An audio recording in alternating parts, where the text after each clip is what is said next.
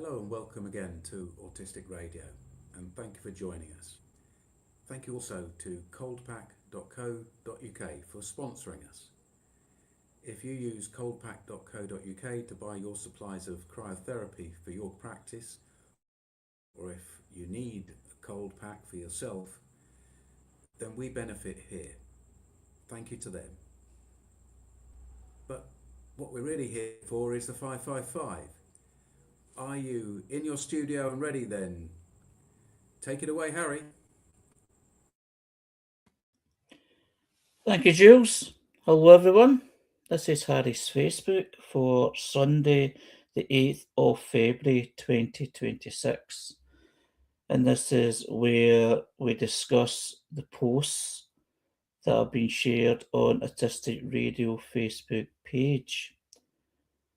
And the first post is from Autistic Flair, who are a community page and an online community and resource hub dedicated to amplifying autistic voices to change perceptions of autism to create a more inclusive society. And they've shared the following. Autistic people's strong sense of justice is often misread as a personality problem. Greta Thunberg is autistic, and she's often described as abrasive, rigid, or too intense. She's not wrong. Greta just refuses to soften the truth to make it easier to hear. A strong sense of justice is common for many autistic people. It's not about being difficult or dramatic.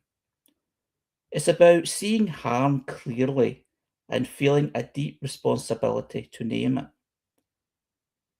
But in a world that prioritizes politeness, social harmony, and not rocking the boat, autistic justice can feel threatening.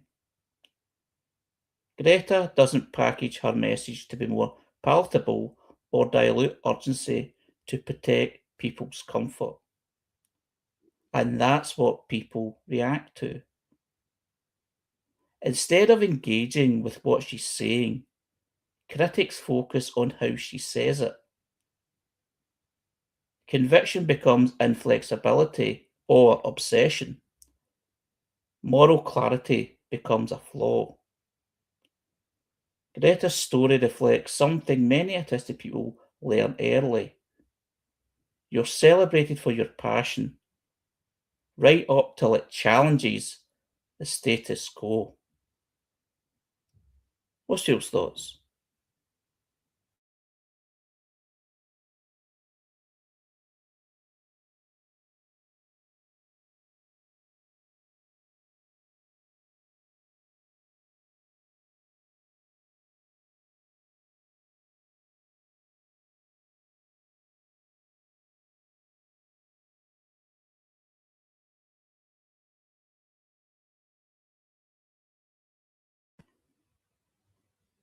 The reason that I shared it, because it's something that we've talked about in many conversations that we've had,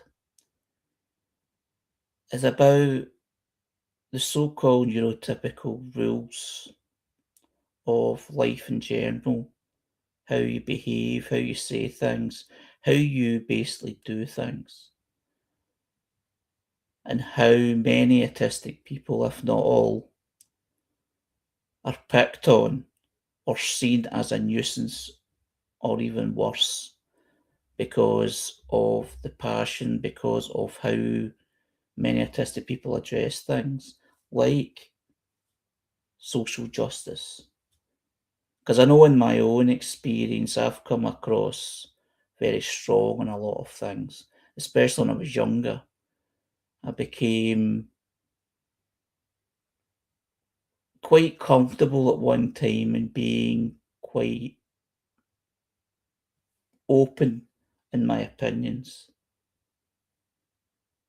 while trying not to be offensive. But because of the passion behind of those words because I speak quite loudly, and because I get louder the more enthusiastic that I am, it seems as aggressive. And because of the way that I go about things, like many autistic people do, is looking for logic in different things and different conversations, different arguments, different topics.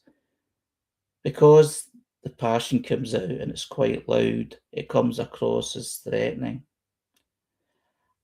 And the media have used that against Greta Thunberg as someone who is threatening, and not just threatening, but a nuisance and someone not to listen to. So that's how I see this post and the topic. I think it's a theme that a lot of autistic people can relate to. We are unwilling to just go along with the group in so many situations. And we have a reputation for pointing out uncomfortable truths. Now, there's an awful lot that is invested in the activities that add to the climate crisis. So the way to undermine Greta is to see her as a socially difficult person, and that's the way she can be undermined. She can be pushed outside the group, made a scapegoat in some way, ridiculed. And my guess is that many autistic people have felt that in other spaces, maybe at work, maybe in the social sphere of the family, the black sheep. Often we are uncompromising when we see through the status quo. And that unwillingness to water down what we see as real is really difficult for the rest of society. What I hope, though, is that when we recognize this, we don't stand back. We see it as a strength, and we don't accept that we can be bullied out of things that we believe. What I hope is that understanding our own autism will give us the strength to double down on social justice, not be subsumed into the groupthink as everybody wishes us to do. I don't think this is autism exclusive. I think that the way that discourse happens these days, if you disagree with someone, the statements you make or any facts that you make are ignored, and it is turned into a personal attack against you, because what you've stated is what you have clearly stated the other person cannot dispute them, and therefore they will insult you. They will make it personal. I mean, we see this every day with the news coming out of America.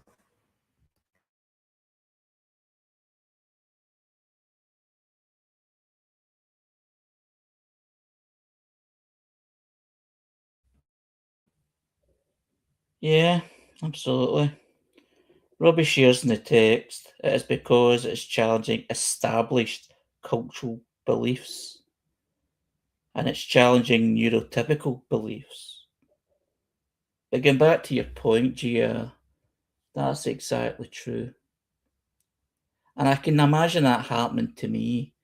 If I was in a more public sphere and I came out with a lot of things that, I'm not saying everything I say makes sense, but if I come up with a good point at a certain level, I know fine well that people will start saying things personally against me to try and discredit not just me, but the things that I say, even if I'm establishing fact.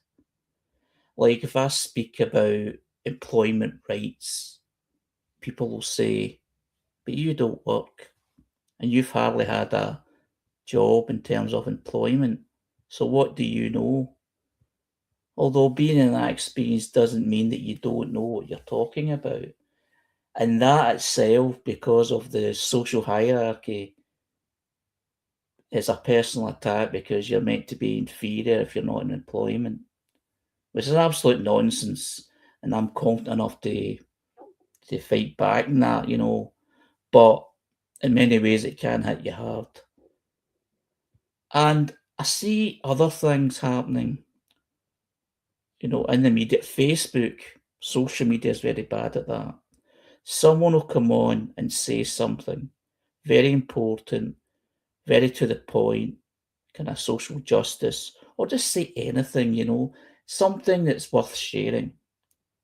And the first thing they do, if the person shows their face, people attack how they look.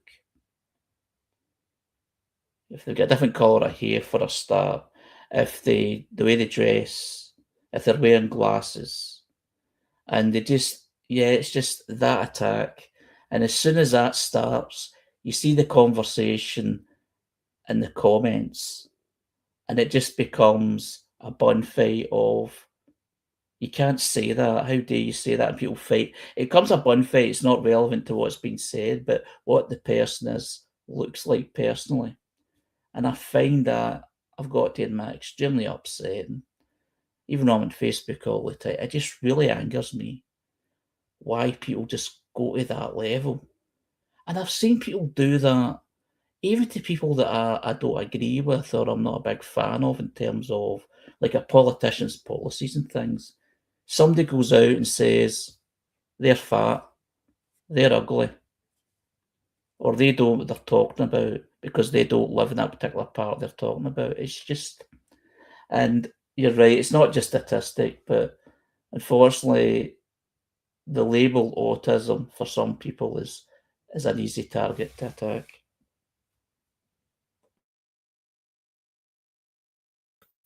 People still hold on to this belief that autism is a intellectual disability. And also the expectation of taking sides. You must take one side or the other. You can't believe part of what one person says and part of what the other side say.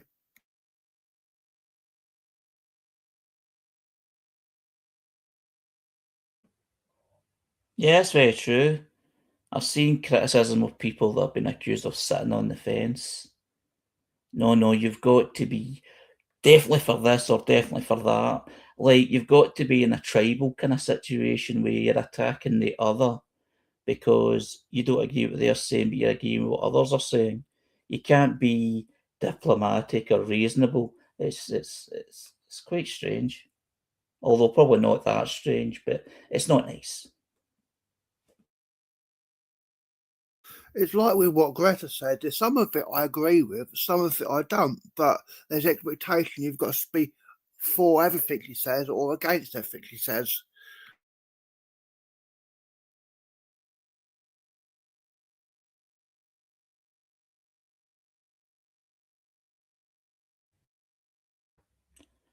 The next post is from AUDHD Unfiltered, a health and wellness website page. Canadian Autistic ADHD and Unfiltered. Welcome into my brain and daily life. And they share the following. Why do we still associate autism with intellectual disability? It didn't happen by accident. For a long time, science only looked at one type of autistic profile, between the 1940s and the 1970s, the children studied by early clinicians were almost all institutionalized, often nonverbal, and frequently had severe intellectual disabilities. So, the image that took root, both in medicine and in the collective imagination, was simple. Autism equals intellectual disability plus no language. Except that, during that same time, autistic people without intellectual disability were completely flying under the radar. Screening tools were built based on profiles with intellectual disability. So if you spoke well, if your IQ was high, if you looked functional, you were often dismissed. Even today, we still hear things like, "You're too functional to be autistic." On the flip side, someone with an intellectual disability can sometimes be labelled autistic almost by default, just because they have social differences. That historical bias is still everywhere. In research, in diagnostics, in the way we talk about autism. And it harms everyone. Autism doesn't have one face. It's not an IQ. It's not a language level. It's a neurotype that exists across the full range of human diversity. Intellectual disability and autism are not interchangeable. Not even close.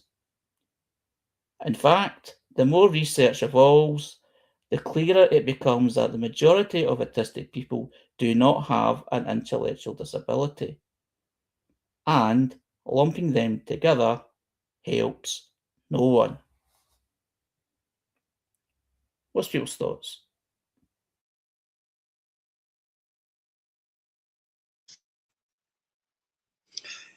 It does fit a certain social model classifying autistic people as those with an intellectual disability and excluding the majority of autistic people who don't have an obvious intellectual disability.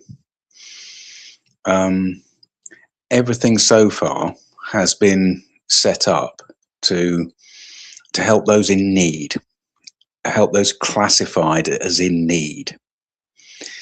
And it's an inconvenience now that so many of us are now recognizing neurodiversity as the paradigm, and intelligent people, capable people, realizing that they have other differences and difficulties. It makes it untenable for systems if it's accepted that it's not just those with an intellectual disability that are autistic.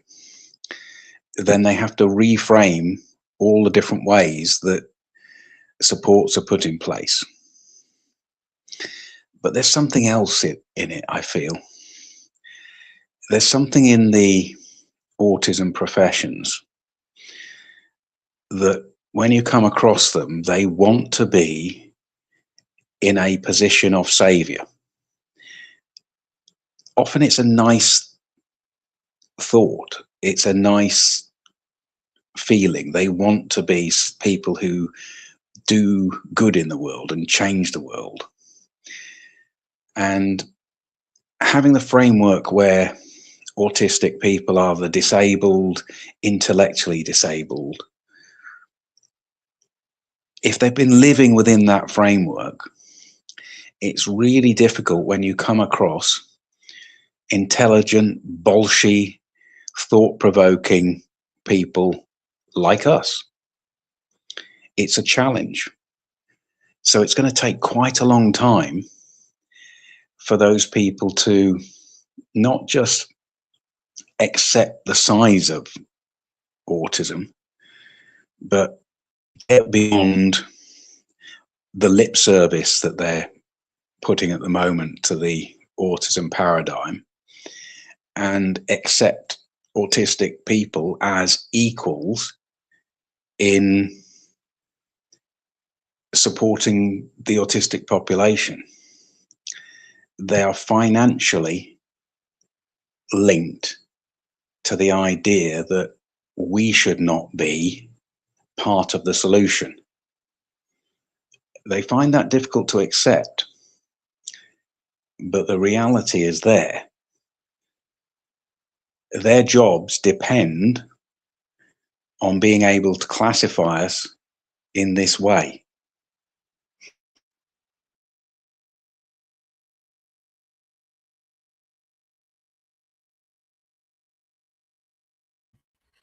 I think this is why engagement is important.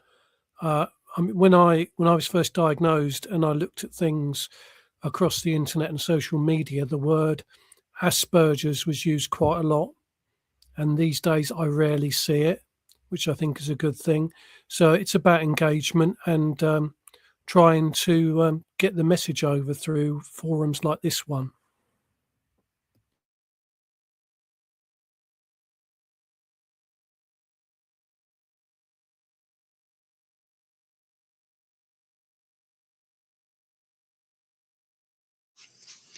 I think you're right, GR, to put that out and remind us of that. Because my words are quite harsh there. And they might sound as though I don't empathize with their situation, but I do. I want to help them. I want to communicate with them. I want there to be an equity in the communication. Because like you say, it's engagement. At the moment, they are scared to truly engage with us. And it's very performative on average. There are some good people out there. The intentions of the majority have always been good.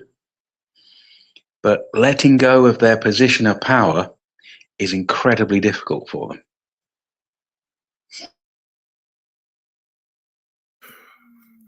The whole system at the adult and autism team is set up to give out a particular set of support based on beliefs about autistic people and believing they've all got a learning disability and can't make decisions for themselves. I was spoken over through the whole process. The whole complaint system was set up to investigate the social workers, investigating the social workers carrying out the procedures, not my actual complaint. And the whole system just broke me. They were going to be spending my money on things that were going to harm me, teaching me things I already could do. And who does that help? Because it doesn't make me more able to live my life. It actually leaves me in a position of financial difficulty for things I don't need.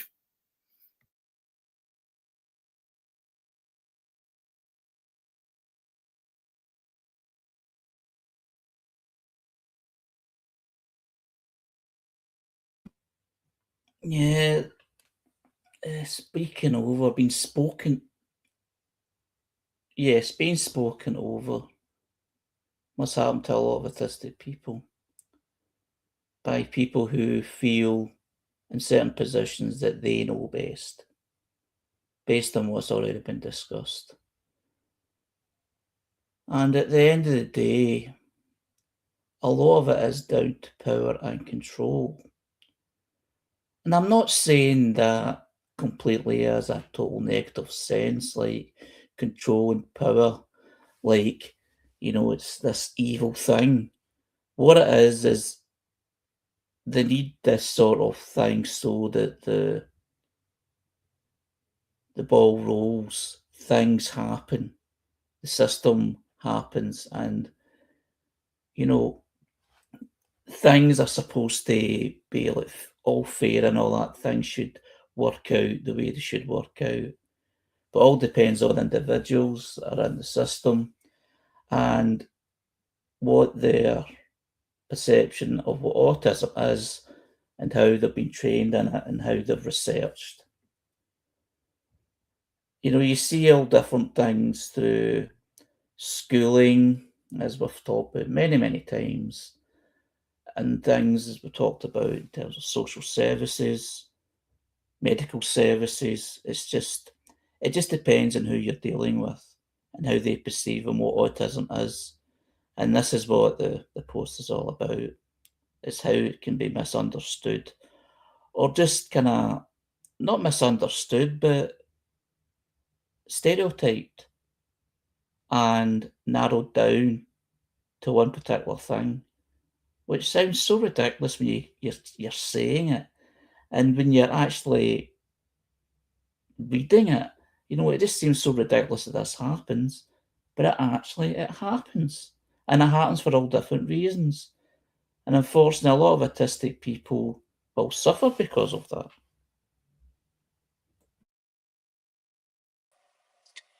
I have a question. Um, um, is it related in any way to the joining together of what used to be called Asperger's with autism, and were the same professionals or researchers or anybody working on both of those things, or are they separate groups of professionals, or did um the ones the sorry, I'm trying to think of the right way to say this. Okay, I'll leave the question at that. I feel like in Canada maybe no support was given to the second set, the ones that would have been labeled as the old term Asperger's, but I'm not sure, and I wonder what you think. Yeah, and briefly, I always want to connect it to the increase in diagnoses. As Teresa's saying there, I think it's mentioned in the post that those with Asperger's weren't flying under the radar. They were diagnosed, weren't they, quite far back. But there was a time when it was only people who were supposedly high functioning autistic were not diagnosed. So there is an increase in diagnosis and self-identification as well. So I'll just add that in.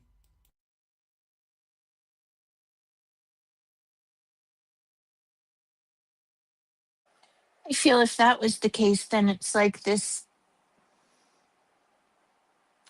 oil tanker that can't be effectively put on the right course.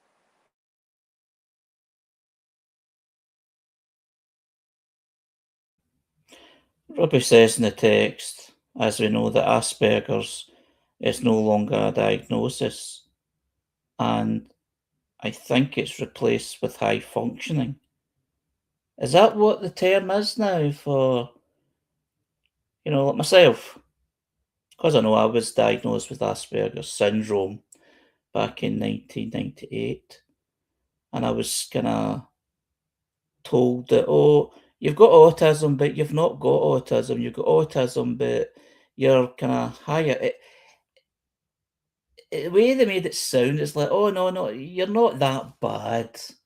You've got autism, but it's not that bad, and it's called Asperger's syndrome. And I recall the way that they were describing it, and it took me years to try and figure out what the hell they were talking about. In fact, maybe I'm even doing it right now, although I've got a lot more understanding. Is that what they call Asperger's now? Is it higher functioning autism, or level 1 autism, or level 3? No, It's level 1 and level here in Canada, level 1 and 2 and 3. Um, I think each one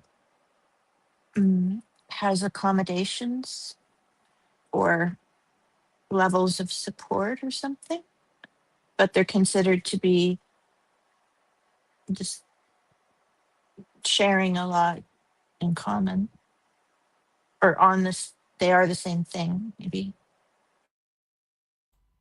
I said no because my diagnosis in 2023 didn't declare anything. That was just autism.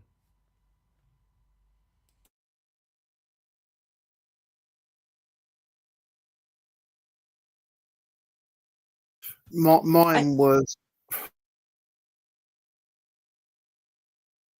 mine was 2014. They were still using Asperger's then. I think the problem with these function labels or levels is it doesn't actually look at the differences in support, rather, and it suggests higher function you need less support, which isn't true. we don't, in Canada, I know they don't say high functioning, and my diagnosis is really recent. It's, I think it's still less than 2 years. So I don't know if, but I know there's no services or resources. I've just got my diagnosis sheet out.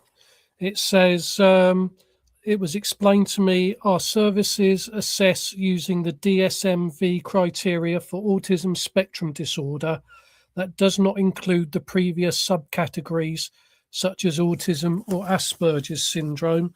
And it says about these difficulties equate to a diagnosis of autism spectrum disorder 299.0 as defined in the newly updated DSM-V. This would equate to a ICD-10 diagnosis of childhood autism. I'd have to read it all through to get anything else that's relevant. But they weren't using Asperger's in 2016 for me.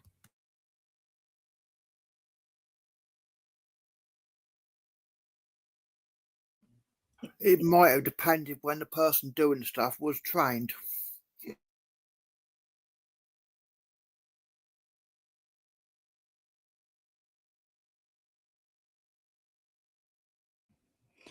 Yeah, I think the term Asperger's syndrome was phased out the big medical book, as I said at the time some time ago. Well over 10 years ago, it might even be 15. But as Robbie says, the terminology, accurate or not, it depends on the person, how they were trained, and who you're speaking to. You know, my parents still say I've got Asperger's. And the reason they say that is because that's what I was diagnosed with at the time. It's not like there was an upgrade on it, or maybe there was, but nobody told me. They changed their terminology, I should say, rather than upgrade. But that's how, when I'm talked about by some of my family, I'm still referred to as having Asperger's syndrome. And it's looked upon as a disability. Not an intellectual one, but not being well is still the sort of kind of, it's the mindset, not a mindset of being bad, it's just how it was perceived at the time. I was diagnosed through a mental health crisis. I was in hospital at the time, so it's easy that would be the way forward. I've just looked up DSM, which is Diagnostic and Statistical Manual of Mental Disorders, and the term Asperger was dropped in 2013.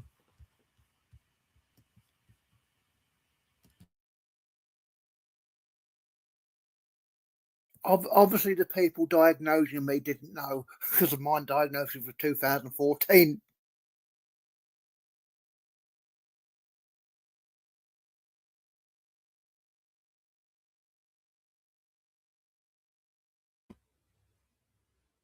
The next post is from Jordan James, the artistic photographer. Public figure.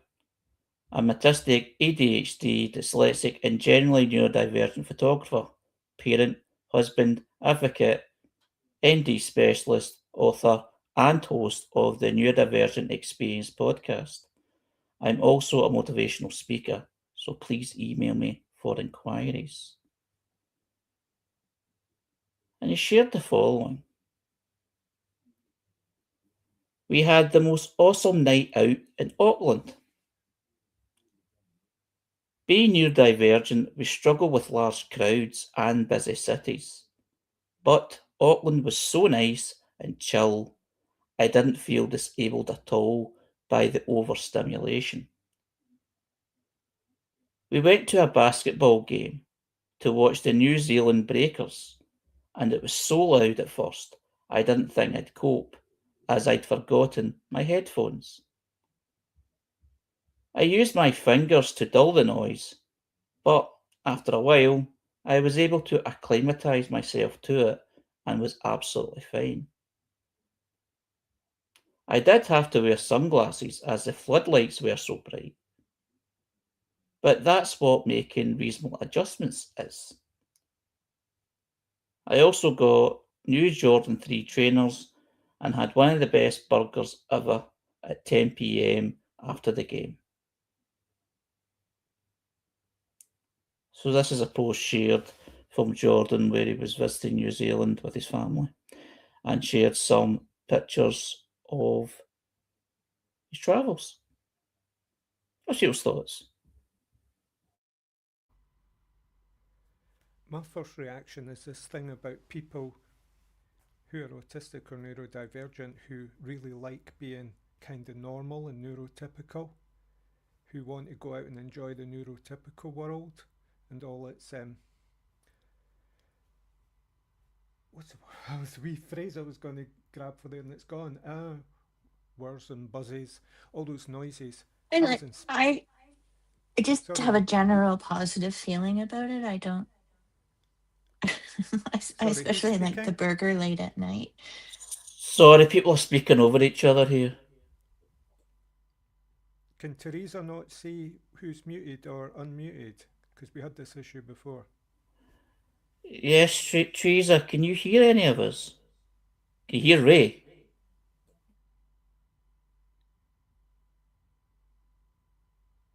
Oh, maybe she can't hear it. I can hear only you, Harry. If I was maybe I can't hear Ray. Sorry. Right, no, it's because Ray was speaking and you started speaking. It was obvious that must have been the case. So, probably need to go out and come back in again, as you did before, to adjust it. Sorry, what was I saying? I was in Specsavers yesterday and I had to sit and wait for a while. And the noise began to get to me in a very unusual way, really unnerving. Usually I'm okay, but what I'm finding now is that just through general tiredness and stuff and lack of energy, that a situation where I'm supposed to just be sitting should be done in comfort and quiet and rest for me. But if it's in a very sensory stimulating environment, it's almost too much now, and I can't see how I can push myself to accept that. So I'm now making distinctions about what is, what I'm capable of and what I'm not. And so, yeah, I've got cousins who are over in Auckland just now, in New Zealand, and travel is a great thing. That's your thing. But I just look at it all and go, why put yourself through all that? Is it just to be normal?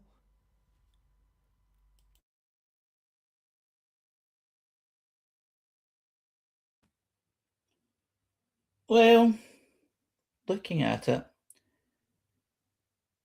what Jordan is doing, he's over with his family travelling from the UK. His daughter Sophie, I think, lives in New Zealand. So he's there for that particular reason. And while he's there, he's and the family's enjoying, the culture, the sights sort of thing. But what the post also reminds me of is sometimes I go to the ice hockey in Glasgow, and the acclimatising kind of topic, it's like, this is going to be loud, and it is loud. And it's at Braehead Arena, which is within a shopping centre in Glasgow. And the team I go to watch is Glasgow Clan, that used to be called the Braehead Clan. And it's a lot noisier than football matches because they use music and lights and the hype and all that to get it going. It's quite loud and it's quite boisterous. But I was so surprised when I was invited along. I was invited along by a friend to go to one of the matches, and I thought something different, something to try, because even though I like playing it safe, sometimes it's good to try something new so you don't get too bored. And I was wondering how I was going to cope, because it wasn't just about going to the game, which was about 7:30 that evening. It was going to the shopping centre around lunchtime and having lunch and then go to the shops and an all day thing. You're around a lot of people, a lot of noise, a lot of senses. But what I found is if I like something enough, I manage to relax. I think it's helpful when you've got someone with you can speak to. I don't need headphones. I usually have that when I'm alone. And I didn't need any kind of sensory sort of, something to limit the senses. In fact, I embrace the senses in many ways. The only thing I had was my hat to keep my head warm. And it's just this post just reminded me of, even though of all these kind of obstacles you need to get over, they can be become, they can be overcome, and you can enjoy a right good day out, a right good night out. And the buzz, the positive feeling of doing that, like afterwards going on the train home, which is around, 11, 12 o'clock at night, get back to my nice quiet house. It's like, I did that. I felt great. I had a good day out. And seems strange saying this, but I was doing things that other people do. And I wasn't limited to what I enjoyed. There were certain things that obviously I had difficult with, but I overcame them. And it just shows you that things can be overcome if you want to, but not to feel bad if a thing is not for you, because it sometimes can be overwhelming. It's a nice positive post.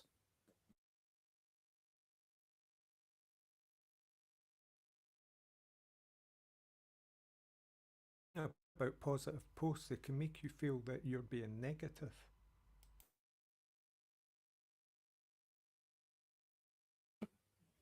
Yes, I can understand that. But I think what these posts, from my perception, is they just show you there's choices out there. It doesn't mean your choice is wrong. You choose what you do because you want to and you feel comfortable with. You don't need to do what someone else is doing because they're enjoying it. It just shows you there's things out there if you choose that.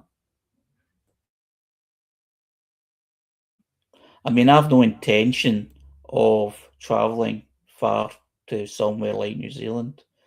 I mean, that's a nightmare scenario for me. And like the likes of Jules, who travels to India and has travelled to many other places all over the world. I mean, that's a nightmare to me as well. But even that, to me, it's an option that's out there if I choose that's what I wanted to do. I sort of got the idea when he was talking about the burger at night that he had surprised himself. Um, like if he had traveled because he had family there, uh, maybe he did it, you know, because you would do that. But then he was surprised by this good day or good experience.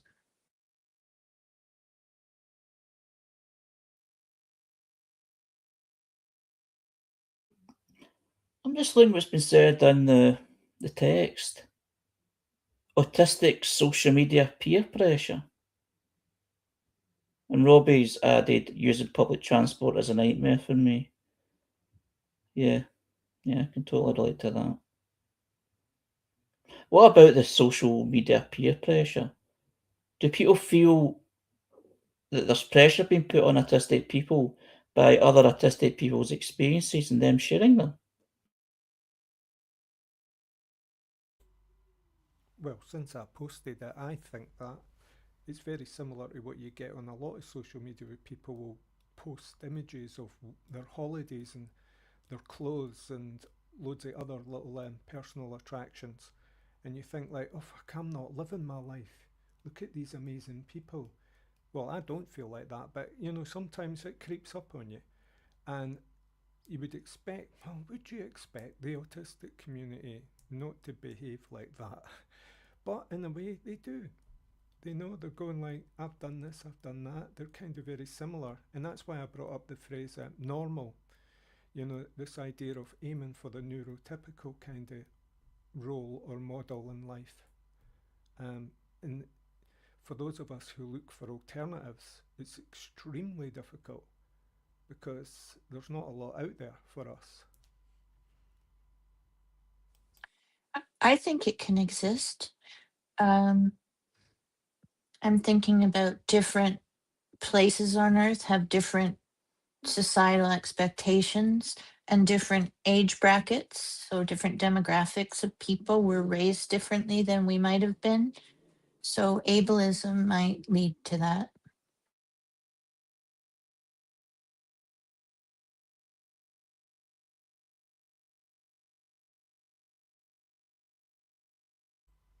Robbie's saying in the text, using public transport is a nightmare for him, but then he says he doesn't fit the stereotype for autistic.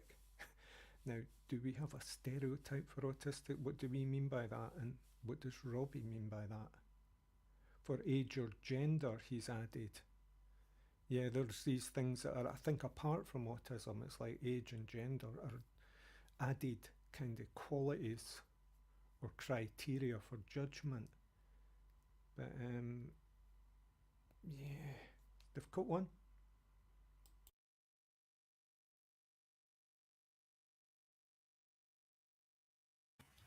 I was at Stone's gig in 2002, coming back on the BART, the train, and it was packed solid. And I didn't, but I just so, you're not going to get this. I just so wanted to shout out, Soylent Green is people.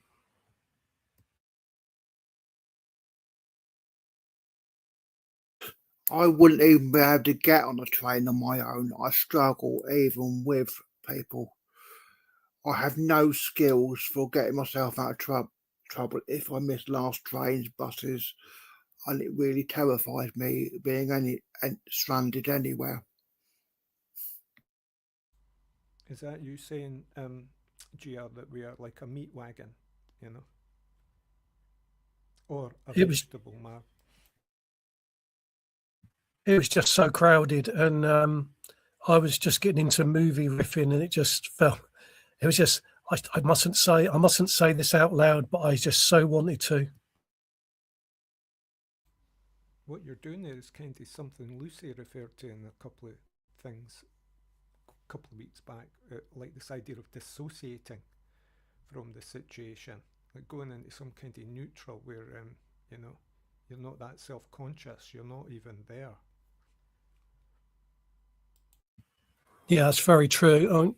When the last two Stones gigs I went to, the first one I went on my own, and I just literally, like it was a bubble around me, and I took a picture of myself, and when I posted it on Facebook, I put everyone around me are worried whether they can catch having a face that looks like a slapped cow's ass, because I really didn't look very happy, but I was there for the band, and that's what I concentrate on. And when it's mosh pitting and moshing, it's a bit more difficult, but otherwise I just literally, I'm in a little bubble when I'm on my own.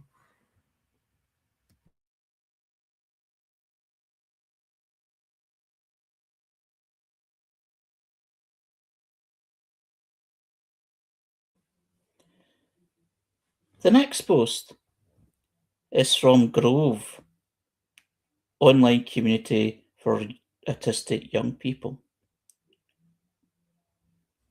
And it's an education website page, autistic-led support for young people, one-to-one mentoring and peer groups, authentic connection and self-understanding in safe spaces, being me, exploring and embracing autistic identity. Grove helps young people feel accepted and celebrated just as they are. And they've shared the following. It's in relation to their interest group for autistic kids by autistic adults about Pokemon. I have permission to share this wonderful email. I just wanted to give some feedback on the Pokemon group and let you know how it's getting on. I think you have a very lovely facilitating style. You are great at bringing the children in at different times, but also gently keeping the session moving along. It's obvious to see the work that you put in behind the scenes to keep the sessions interesting. The activities are always fun for. He talks off camera to me, and he animatedly tells me his thoughts about what is being discussed. He is quite happy being a silent participant on camera, and I'm really pleased to see that he does enter the chat every so often and says bye when he wants to leave. This is great progress for him. Yesterday, he continued to play the quiz for a good 30 minutes after leaving and got out all his Pokemon books to help him think of the different Pokemon for the region. Before every session, I always ask him, does he have enough spoons for the group? And he adamantly tells me yes. So thank you for all you and Louise do. It is appreciated.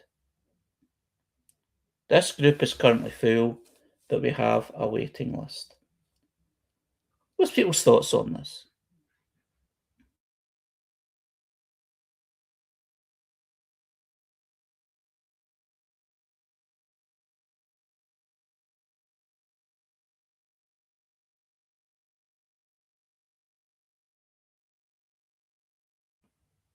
The reason I shared this is because I share Grove on a regular basis.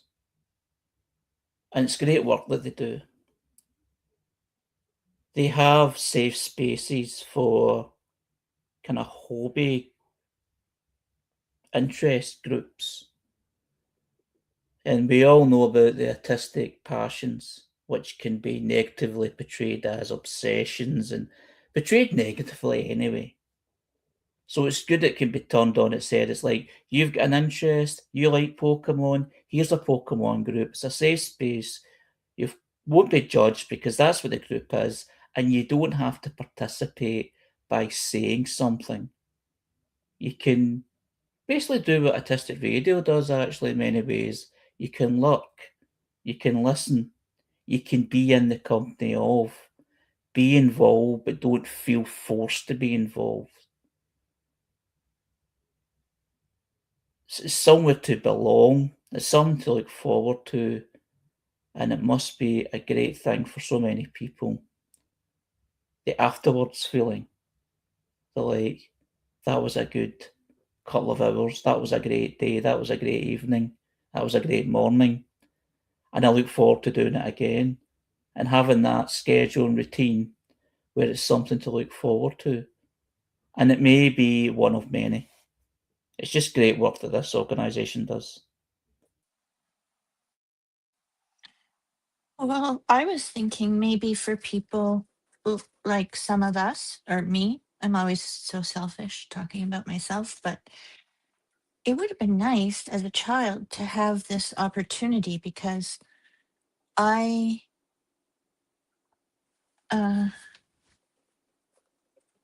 yeah, if I was doing my special interest, it was considered in the house to be weird.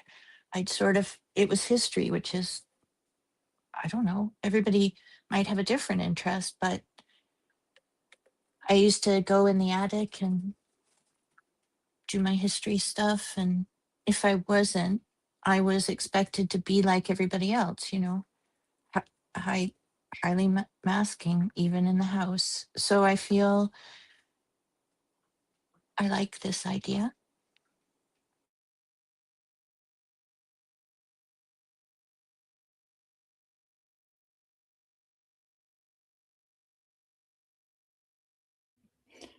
Just to explain what Pokemon is, from what I've seen, it says Pokemon is a series of role-playing video games developed by Game Freak and published by Nintendo and the Pokemon Company.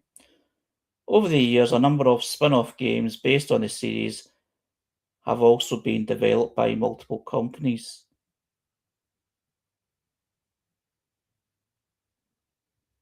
Then goes on a bit further about, more detail. But yeah, what was said as well is, Ray says, silent participation is so important. And it is. And what I like is being silent is participation. It's not like being silent means you're not participating. And I think that has been the problem in the past. It's like if you're silent, even if you're sitting listening, it's like you must say something in order to participate. So it's good that this is a platform which you don't have to say something. Because the worst thing is, particularly for autistic people, is being forced to communicate.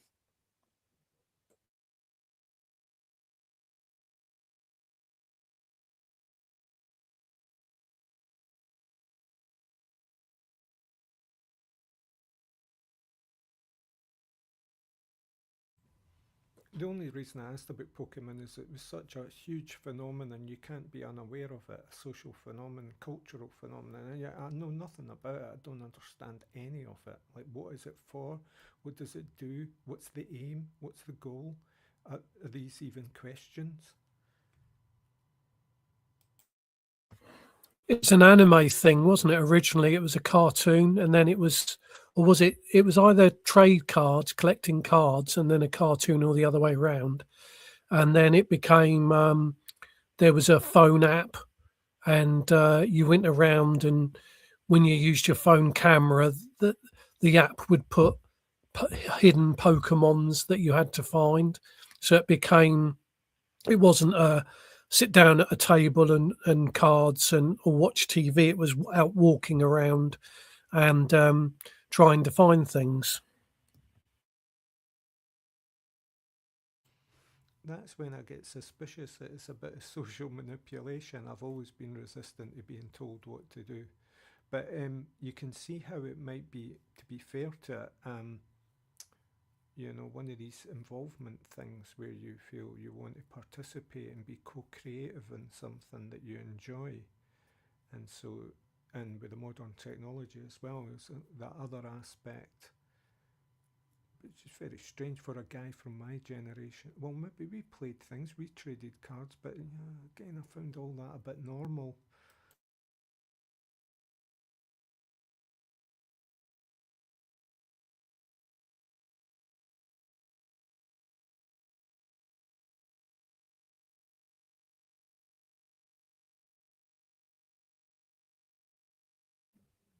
Well, thanks everyone. It was another good.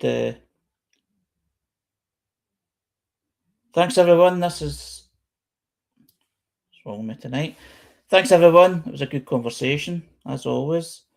And thanks to people who have shared these posts that we've discussed tonight. This is Harry's Facebook for Sunday, the 8th of February 2026, which is part of the Spectrum Voices conversation, which is here every Sunday, 5:55 p.m. to 7 p.m. UK time. And I look forward to next week. So thank you and goodbye.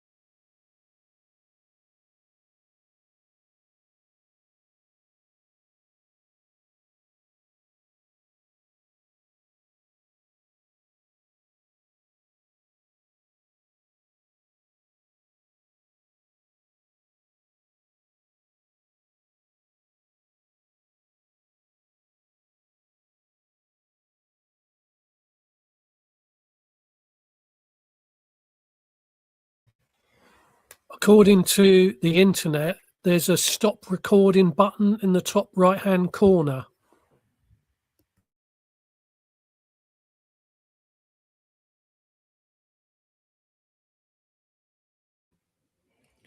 Thanks, GR. I'll just look for it. It's nothing obvious, or it would have been done by now, but thanks for that. I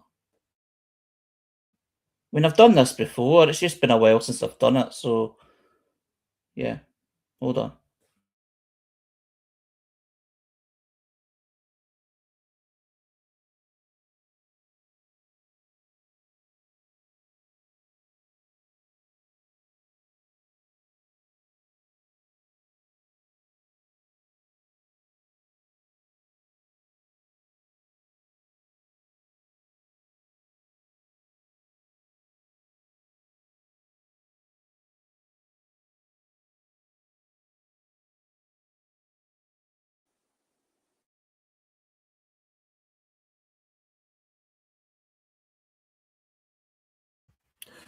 Next up on Autistic Radio is the news, followed by Sunday Thoughts with our friendly host, Hulk Hogan.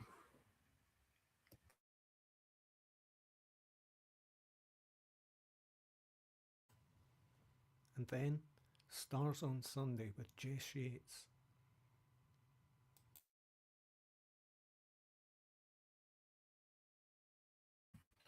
This week's episode featuring Huey Green.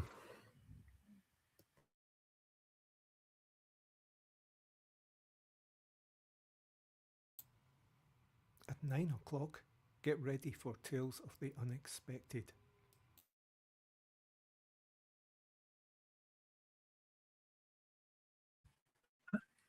And Melvin Bragg on the South Bank Show.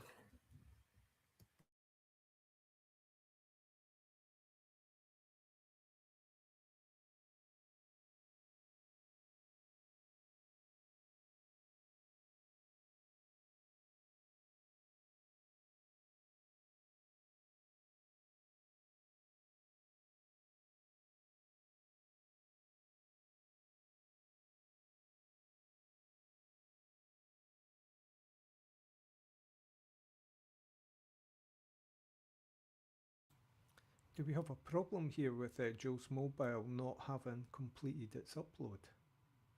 Share the link below for them to continue their upload. Weird.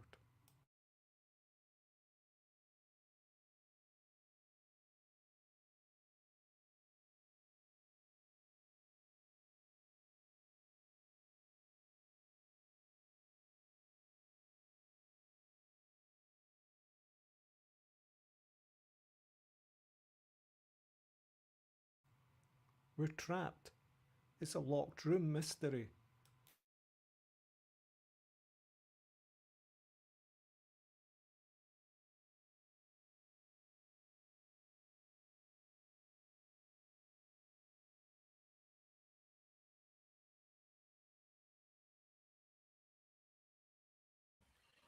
I hope not, because the longer it goes on, it means that I have to,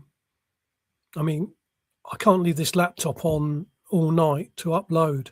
So that's my worry. Does it cut off at a certain time anyway?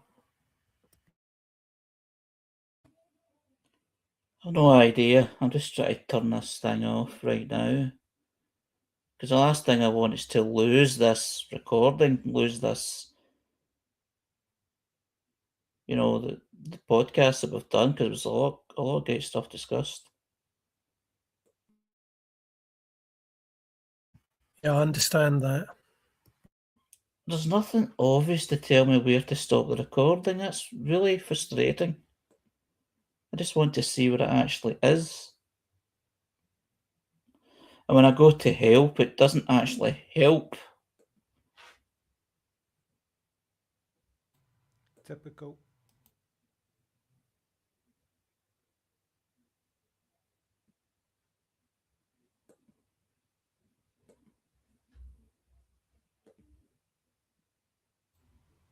So in the right hand panel, I'm down in recording, right? Recording in progress, and there's a list of all of us who's still uploading, and that's where I see that mobile host is upload incomplete. Who's in private chat? Oh, yeah, help. You don't expect help to provide any help, do you? No.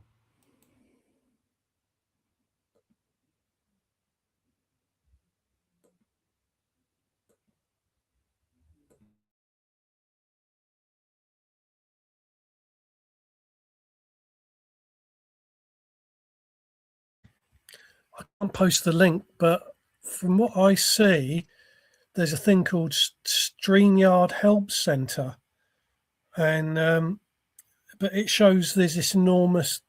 It shows there's record only, edit, then a bin icon, a recycle icon, a pause icon, and then an end recording icon.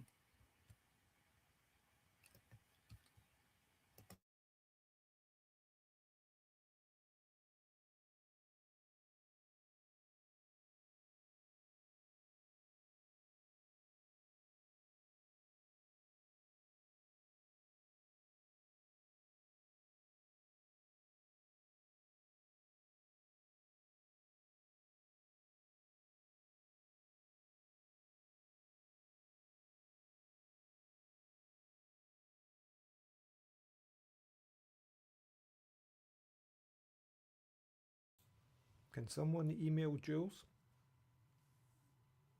Yeah, good. Teresa, great minds.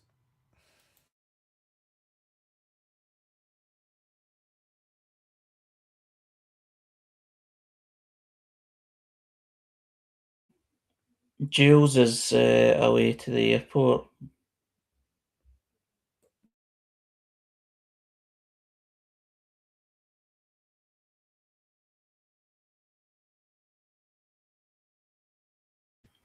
I've emailed you the link. It's all I can see. I can't do anything from here.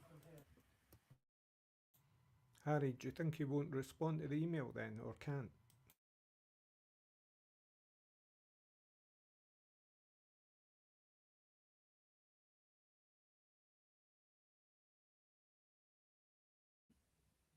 He probably can't. He may do, but I don't want to stress him out either. I'll resolve this. Just give me a minute. I'll take my earphones off just now, just to have a look at this. But we're done anyway, so. But I'll try and get this saying that we need to wait so it is all uploaded. Just give me a few minutes.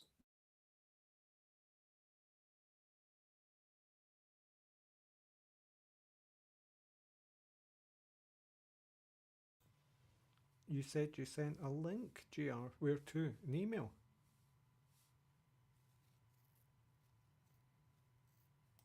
Yeah, I sent you the email. I sent you and Harriet a link on email.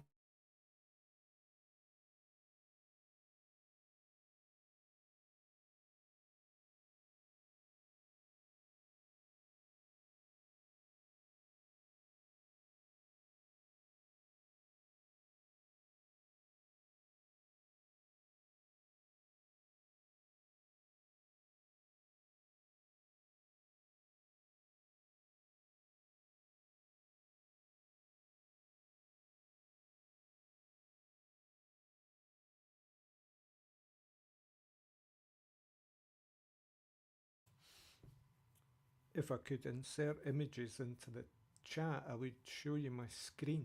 There's nothing up in the top right hand side that says stop recording. There's just a panel which comes in and out like a menu. We're doomed.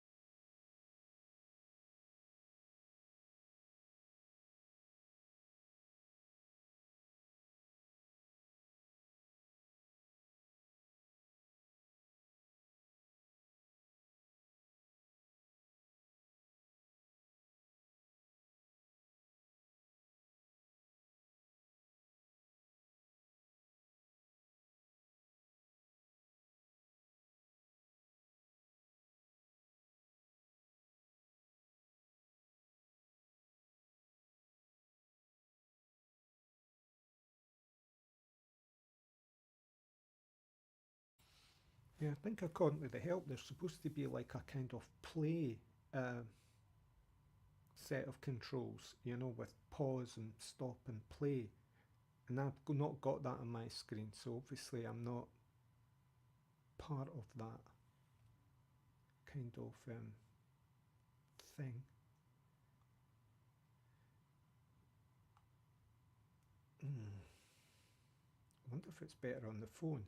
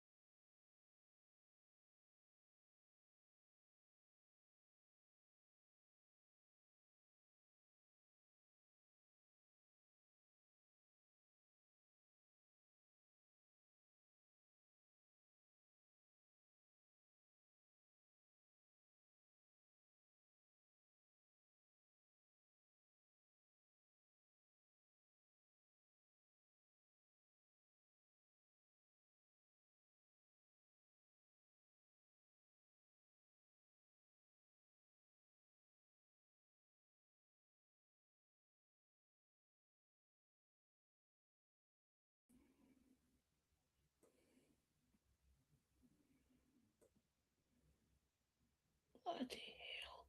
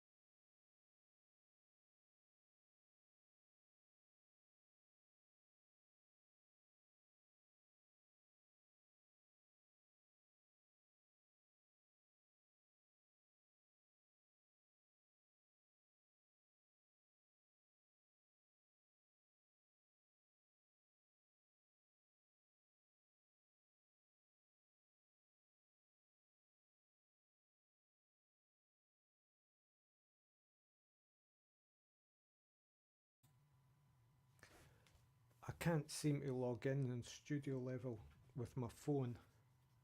I'm just logging in as a normal viewer. So I just wanted to see if on the mobile phone the settings were different.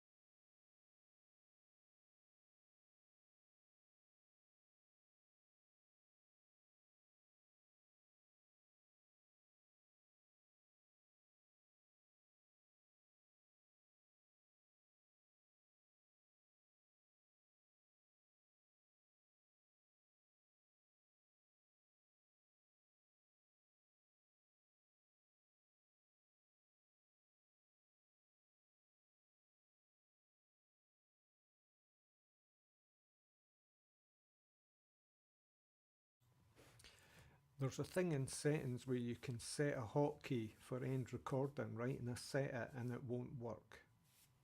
So, anybody got any smart ideas around that one?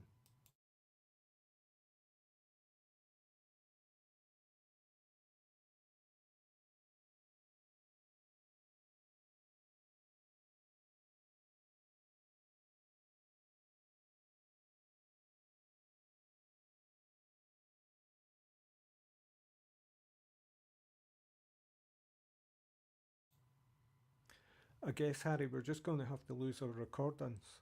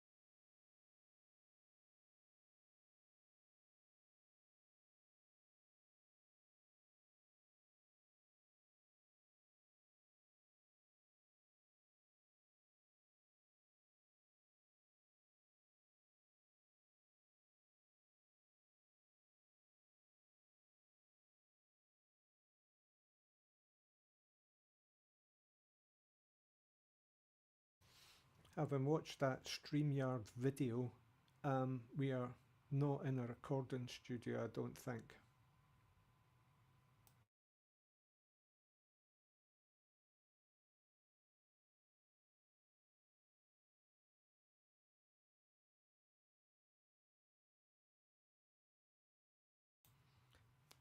Harry, in the video it says it's the top bar, you know where that little beaky guy is on the left hand side, the StreamYard duck or whatever it is. That bar should have controls in it for the recording.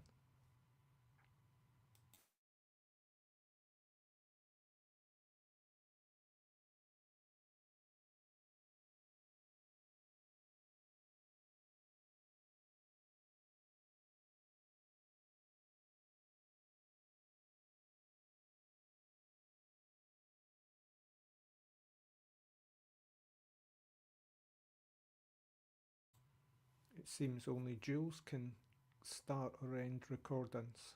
Is that correct? It seems to be the case, but it's really strange because I do recall this being set up before. Because there's going to be situations where Jules is not going to be available.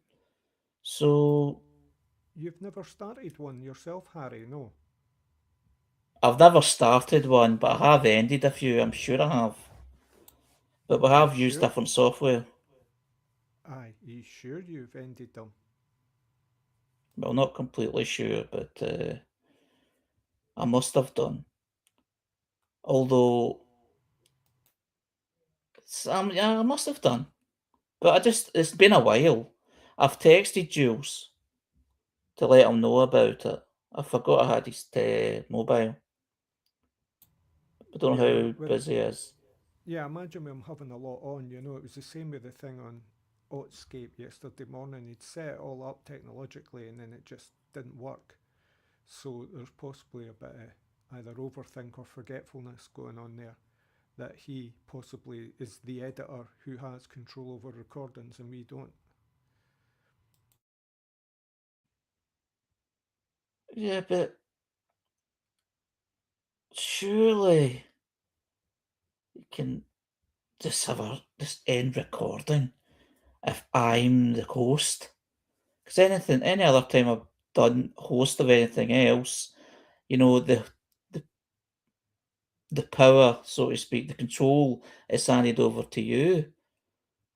But it's strange.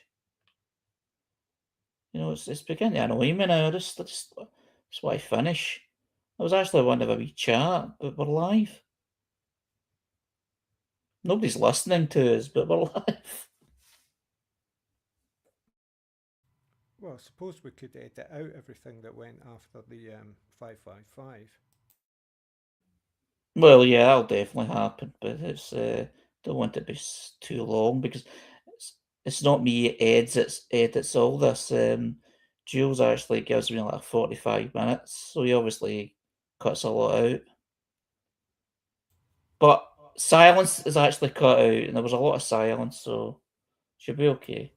Do we have anybody listening just now? Can we observe that anywhere? Yeah, there's an eye that comes up, but it's 0. No one generally listens to us. We get 1 or 2. It's just that it comes up on Facebook and all that as live, and people can listen to it anytime afterwards.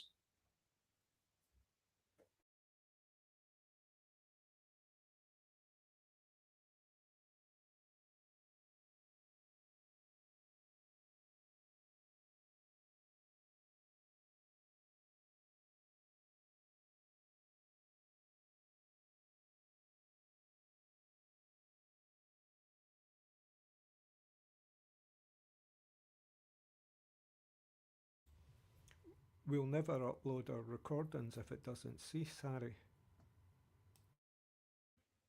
Yes, I know. I'm looking. I'm trying to see if there's something I'm missing. But you think it'd be obvious, wouldn't you? Yeah, but Teresa just gave me a wee thing there about, if you've got ad blocker on, switching it off. But then I remember I've got to refresh the screen to load it with that off, and then that would lose my upload, wouldn't it?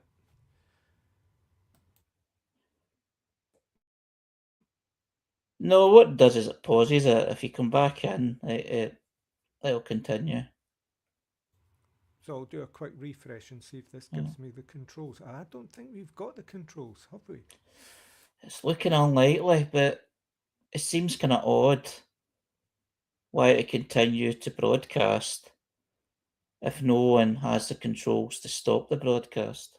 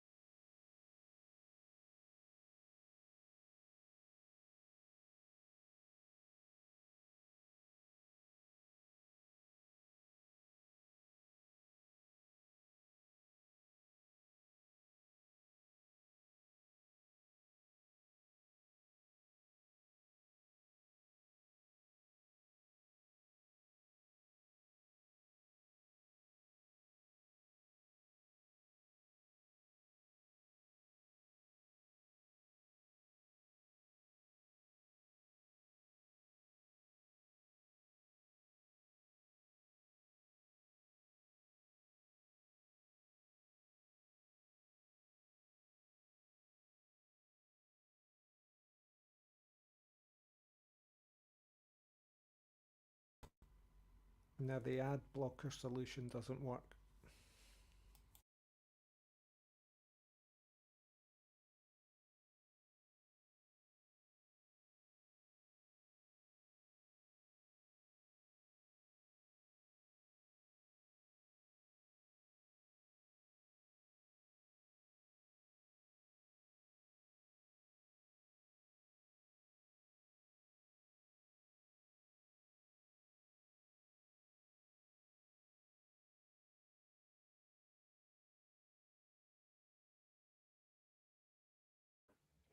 I'm just trying to find a setting panel that would actually have end recording, but I don't understand why it'd be so complicated. It's really frustrating. Harry, according to the video, it seems like they've just recently added it, and it's supposed to be up in that top bar where the date is, and you know, on the left hand side saying 2026 5:55 p.m. live. And it's supposed to be there on the right hand side, like pause, play, stop. And obviously, as hosts, we don't have that right, it seems. Or we're on an older version.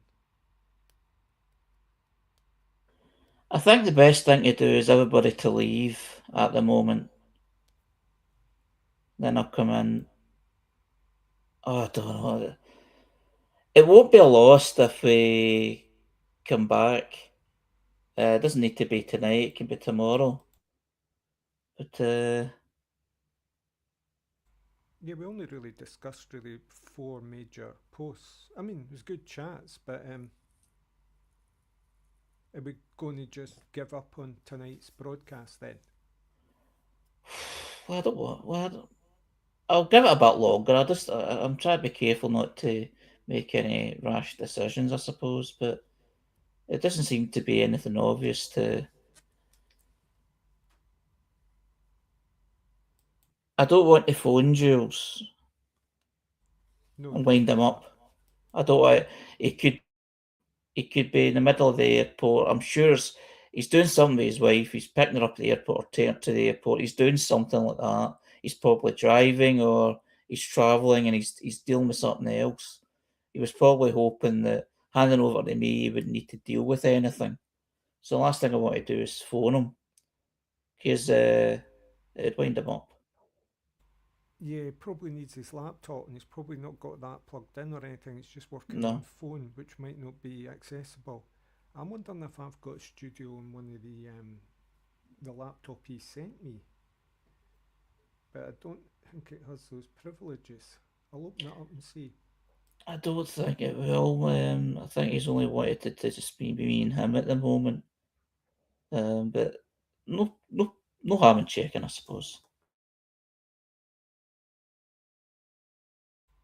Oh, you give me the option to do nothing? Well, I prefer to do nothing.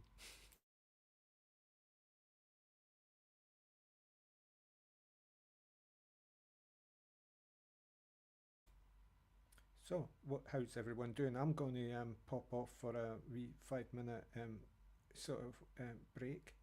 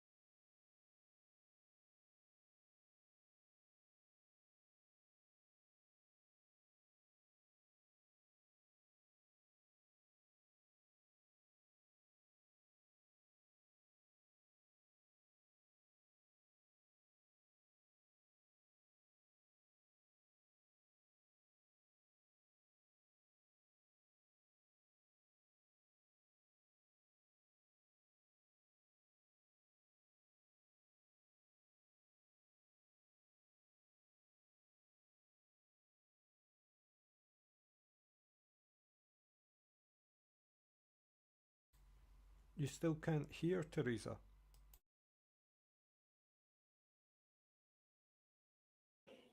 Teresa's on mute.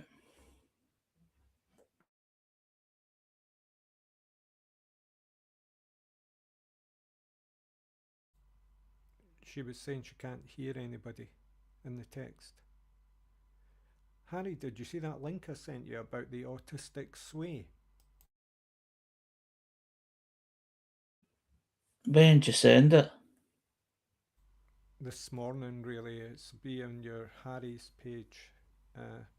The guy's really funny, I find. He does these amusing little 30-second comedy clips about autism. All right, no, I haven't seen it. I'll have a look.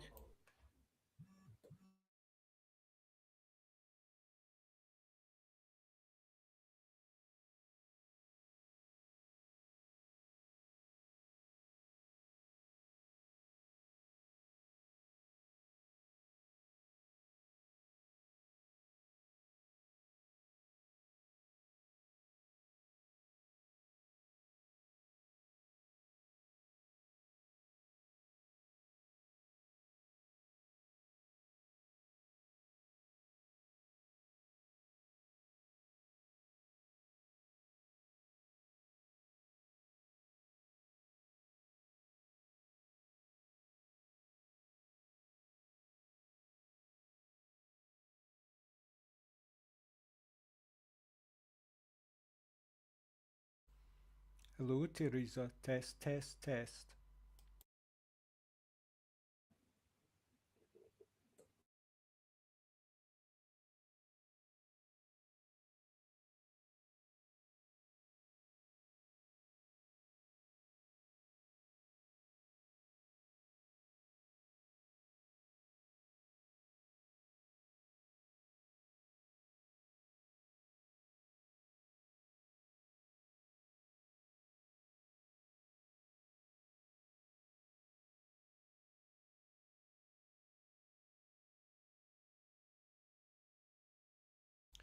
Okay, does removing you and adding you help?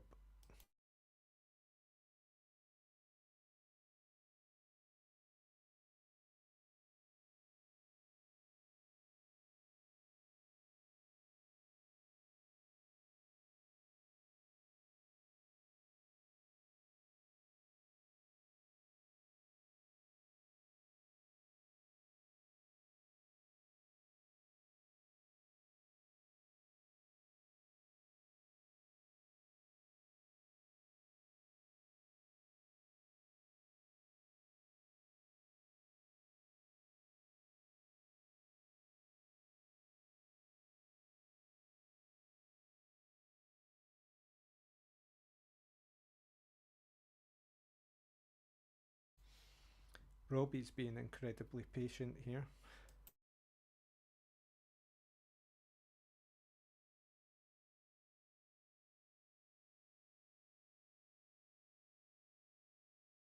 I've not exactly got much to do till about 1 o'clock in the morning. Do you have any solutions for us here, Robbie? No, I can't think of any.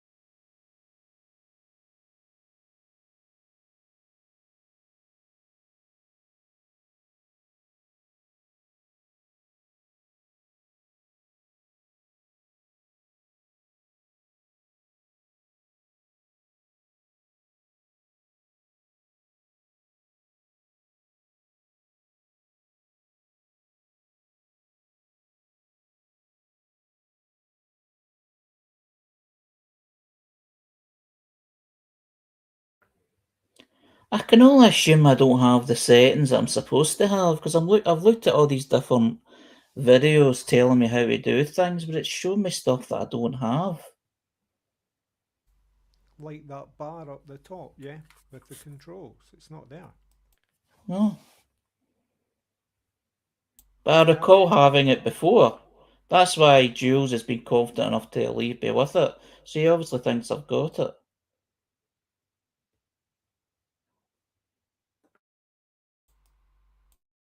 Oops. So why might you not have it when you once had it? Ponder that one for a bit. I think it's just when it was what you call it? When you're paying for it, when you reuse it, whatever, or maybe it was like an upgrade that hasn't happened. Because I've hardly used it. Decide.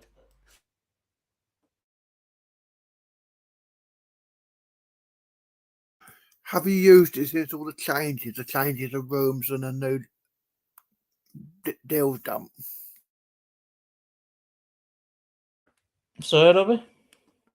Have you used it since all the new deals and the changes of rooms?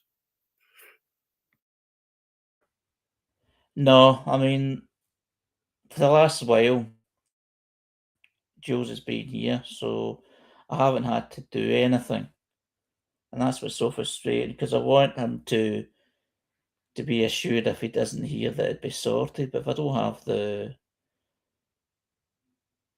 resource, I can't do it. But I just find it strange how I'm the host, it's on live. You think it would stop being live if you can't use a damn thing, but or you can't stop it. It's just a strange thing, strange situation to be in.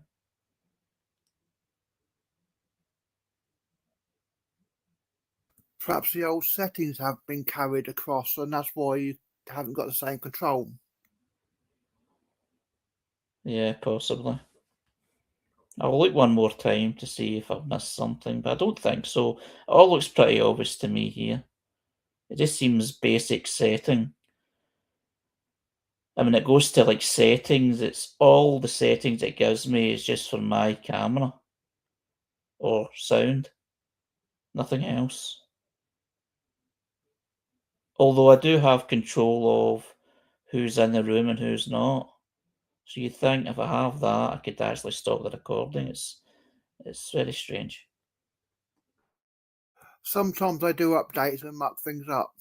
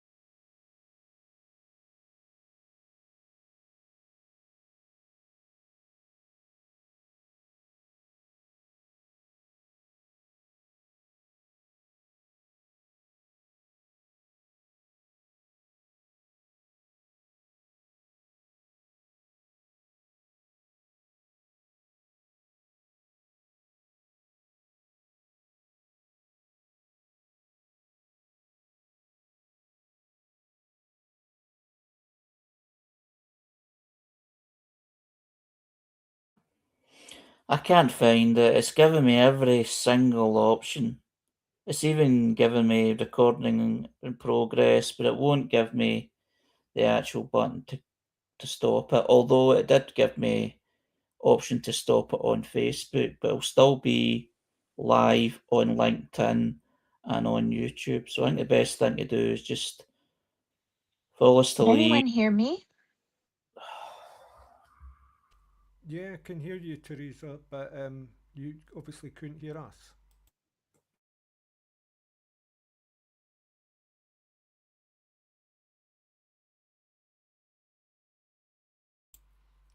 Harry, I followed that. I'm looking up on AI the answers, and it's telling us to leave the studio, apparently. But that sounds a bit drastic. Or restart browser.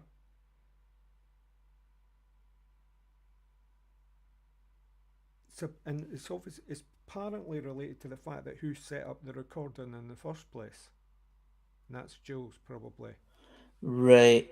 See, at the end of the day, us leaving, it won't ruin the recordings as long as we come back and finish off downloading. So if we left tonight, we still have an opportunity to do it in a later time, like tomorrow. I know that Teresa won't be able to do the meeting because of time difference, but there will be an opportunity for Teresa to do it in the future. But it might be that we as hosts can open up the uploads for other people and keep them going. I'll do a quick leave and come back here. That won't lose my recording, will it? Well, we're all going to leave No. anyway, aren't we? Yeah, I mean, it is 10 to 8 now. I don't want to make people wait because it's an easy fix. It's just it might run live on LinkedIn and YouTube for a while, but nobody's talking, so there's no harm. And Jules will get my text and then he'll see what it's about. What I'll do is also email as well, saying there's a problem, and then Jules can deal with it when he can. And Well, then email might have been a wee bit better because text might be, calls might not be transmitting. it might But not. again, The only reason I done text because I thought it might be immediate. He might have a phone on him and it'll make a noise and he'll have a quick look if he's not busy. But that yeah. was asking a lot. But he might be free in a couple of hours, eh? Yeah, I'd Maybe imagine he will be. So he's not I, travelling himself. He's going back to his bed or something. Yeah. yeah, what I'll do is I'll send an email to him. So I think we should all leave, go on with our life, and we're meeting tomorrow anyway. Well, most of us, and we'll we'll get it resolved because we can upload the recordings later. Because Joe needs to do his own, and GR hasn't completed his either. Obviously, he left thinking as he's taking too long, which is fair enough. So, you okay with that? Yeah, I think that's a plan, man. Okay, see you tomorrow. We'll get Right, it all now sorted. got to tell Teresa in chat 'cause she can't hear us. Okay.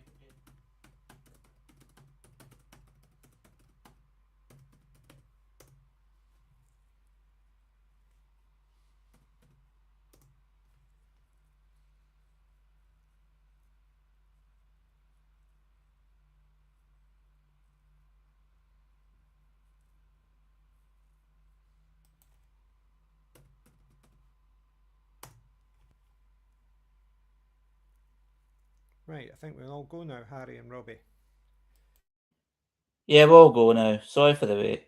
Although we'd probably be here anyway, just chatting away. It's just unfortunate we haven't been able to do so. Hey, it was fun. See you later. Thank you. I'll send that email now, and I'll include everyone in it.